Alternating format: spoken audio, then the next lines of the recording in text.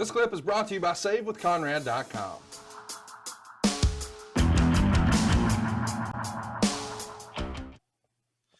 Mike Jones says, who? Which wrestler is least like their on-screen character? Least like their on-screen character. Boogie Woogie? One of them would be Kane. Oh, yeah, of course. He's not actually a demon from hell. He is a... Yeah, and he's not Undertaker's real brother either. And when I told my son Brock, he got so mad, he wanted to kill me. You know what's funny is there was a guy who gave Bruce Pritchard a ride in a cab or an Uber once who swore that he was the Undertaker's brother. And he told him the story, not knowing who Bruce Pritchard was, right? But he told him the story of Kane and was trying to portray himself as Kane, but he wasn't actually Glenn Jacobs. Was he large enough to have been Glenn Jacobs? The best part of the whole deal is, I don't know if this sounds weird to say, he was an African-American gentleman. So that would have made it even more complicated, I think. That would have took some talent. Going from a pale redheaded fellow to an African-American fellow. Yeah, that's weird. So yeah, Kane was not a demon from hell. So that's good. Tony Schiavone says Boogie Woogie was Jimmy Valiant was nothing like his on-screen character. I don't know about that. He was very quiet. I know that. Okay. The guy sitting in the locker room was pretty quiet. The other guy was wide open. Right.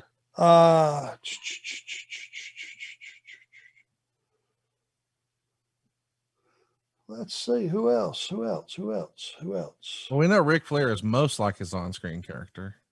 Yeah, it might be easier to just name the guys that's who they are. Steve Austin, that's who he is. Right. The Rock, that's who he is. Right. And especially guys that really got over, Jim Cornette, that's who he is. Jim Cornette is 100% who he is. He's authentic and legitimate. That's who he is. Tully Blanchard. These days, Tully Blanchard was probably an asshole back then, but these days he's like the nicest guy ever. He has calmed way down from where he was. I think Tully being that guy, being on all the time back in the day was the key to his success, because he had heat with everybody. The boys, the fans, you name it, the office. But that was Tully, and that's why he drew so much money, I think. Abdullah the Butcher, Bruiser Brody. Abdullah is a different cat. Yeah. Bruiser Brody, you believe this or not, I never had the pleasure to meet in person. Vader wasn't anything like his TV character. No, Leon he would get angry about stuff, and he would sometimes get frustrated, but most of the time he's just a big teddy bear to me. Right. Here's one that we haven't talked about before. Paul Whitney says, what kind of heel do you think Magnum TA would have been had his career not been cut short?